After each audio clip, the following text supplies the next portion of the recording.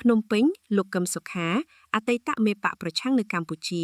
ត្រូវបានប្រមុខរដ្ឋស្ដីទីសម្ដេចហ៊ុនសែនចេញព្រះរាជក្រឹត្យលើកលែងទោសនៅថ្ងៃទី25ខែឧសភាឆ្នាំ2026ពាក់ព័ន្ធសំណុំរឿងសន្តិភាពជាមួយបរទេសដែលតុលាការបានសម្រេចផ្តន្ទាទោសដាក់ពន្ធនាគារកំណត់រយៈពេល27ឆ្នាំនេះបើយោងតាមព្រះរាជក្រឹត្យដែលចុះហត្ថលេខាដោយប្រមុខរដ្ឋស្ដីទីបានបញ្ជាក់ថាការលើកលែងទោសនេះធ្វើឡើងចំពោះទោសដាក់ពន្ធនាគារដែលជាមូលទោសប៉ុណ្ណោះក្នុងមាត្រា1នៃព្រះរាជក្រឹត្យបានសម្រេចថាលើកលែងទោសឲ្យទណ្ឌិតឈ្មោះកឹមសុខាភេទប្រុសកើតឆ្នាំ1953ដែលត្រូវបានតុលាការសម្រេចផ្តន្ទាទោសដាក់ពន្ធនាគារកំណត់27ឆ្នាំតាមអំណាចសាលដីកាព្រហ្មទណ្ឌស្ថាពរលេខ790ចុះថ្ងៃទី30ខែមេសាឆ្នាំ2026របស់សាលាឧទ្ធរភ្នំពេញដោយឡែកមាត្រា2នៃព្រះរាជក្រឹត្យក៏បានបញ្ជាក់យ៉ាងច្បាស់ថាការលើកលែងទោសនេះអនុវត្តចំពោះតែទោសដាក់ពន្ធនាគារដែលជាមូលទោសប៉ុណ្ណោះដោយមិនអនុវត្តចំពោះទោសបន្ថែមឡើយ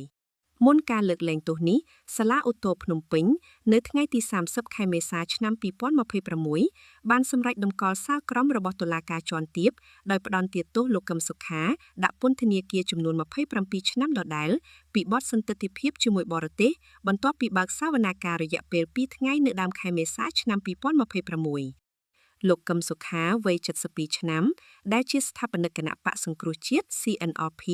ត្រូវបានតុលាការកាត់ទោសក្នុងឆ្នាំ2023ឲ្យជាប់ពន្ធនាគារ27ឆ្នាំនិងដាក់ឃុំក្នុងផ្ទះនៅរាជធានីភ្នំពេញលោកត្រូវបានចោទប្រកាន់ពីបទក្បត់ជាតិពាក់ព័ន្ធការចោទថាបានគប់គិតជាមួយសហរដ្ឋអាមេរិកដើម្បីផ្ដួលរំលំរដ្ឋាភិបាលរបស់អតីតនាយករដ្ឋមន្ត្រីហ៊ុនសែនខណៈបច្ចុប្បន្នកូនប្រុសរបស់សម្ដេចគឺសម្ដេចធិបតីហ៊ុនម៉ាណែតកំពុងកាន់តំណែងជានាយករដ្ឋមន្ត្រីកម្ពុជាទោះជាយ៉ាងណាលោកកឹមសុខាបានបដិសេធការចោទប្រកាន់ទាំងនេះជាបន្តបន្ទាប់ចាប់តាំងពីលោកត្រូវបានចាប់ខ្លួនក្នុងឆ្នាំ2017ក្រៅពីទោសពន្ធនាគារតុលាការថ្នាក់ទាបក៏បានសម្រេចដកហូតសិទ្ធិនយោបាយរបស់លោកនិងហាមឃាត់លោកមិនឲ្យជួបជាមួយជនបរទេសឬបុគ្គលណាម្នាក់ក្រៅពីសមាជិកគ្រួសារឡើយជុំវិញសំណុំរឿងនេះអ្នកជំនាញរបស់អង្គការជាតិនិងអន្តរជាតិជាពិសេសអង្គការសហប្រជាជាតិធ្លាប់បានលើកឡើងថាករណីរបស់លោកកឹមសុខាមានលក្ខណៈនយោបាយនិងឆ្លុះបញ្ចាំងពីគំរូនៃការប្រើប្រាស់វិធានការផ្លូវច្បាប់ប្រឆាំងនឹងអិសរាជជនគណបកប្រឆាំងនៅកម្ពុជាជាមួយគ្នានេះសម្ដេចធិបតីហ៊ុនម៉ាណែតបានសរសេរលើទំព័រ Facebook ផ្លូវការនៅល្ងាចថ្ងៃទី25ខែឧសភាឆ្នាំ2026ថាការលើកលែងទោសនេះគឺជាជំហានមួយបន្ថែមក្នុងការពង្រឹងសាមគ្គីឯកភាពជាតិទន្ទឹមនឹងនេះលោកជាធិរិទ្ធអ្នកនាំពាក្យសម្ដេចតេជោហ៊ុនសែនបានថ្លែងប្រាប់សារព័ត៌មានក្នុងស្រុកថាការលើកលែងទោសលើលោកកឹមសុខាគឺជារឿងគួរឲ្យសាទរព្រោះវាបង្ហាញអំពីគុណធម៌នយោបាយរបស់សម្ដេចធិបតីហ៊ុនម៉ាណែតដែលបានស្នើទៅកាន់សម្ដេចហ៊ុនសែនប្រមុខរដ្ឋស្ដីទីហើយសម្ដេចក៏បានទទួលយកសំណើនេះ